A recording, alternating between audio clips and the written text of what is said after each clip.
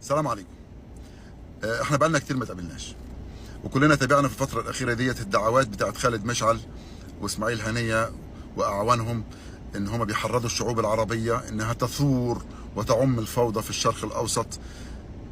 ماشي. فلك أن تتخيل عزيزي أن قيادي هربان بأسرته برا غزة عشان يحميهم ويحمي نفسه، عايز يقنع الشعوب العربية إنها تثور على حكامها علشان خاطر تروح تحرر له بلده وترتهن مستقبلها ومستقبل ولادها ومقدرات بلدها. واحد تاني، الآخر مستخبي في الأنفاق هو وأسرته وبيحمي نفسه،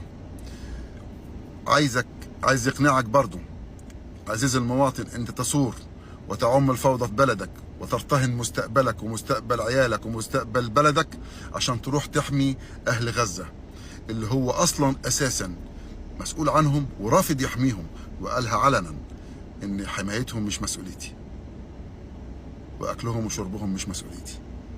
تمام؟ فلما بنقول الناس دي الموازين عندهم مقلوبة، مين اللي يسمع كلام الناس دي ويخرب بلده بإيده ويخرب وطنه بإيده؟ سلاما وبردا على أهل الأردن، وندعو الله عز وجل أن يحميها من الفتن، من تلك الجماعة الأفاقة التي هي أساس خراب الشرق الأوسط، هي خراب أي بلد تتواجد فيه. خلي بالكم من بلادكم، تخلوش حد يضحك عليكم. السلام عليكم.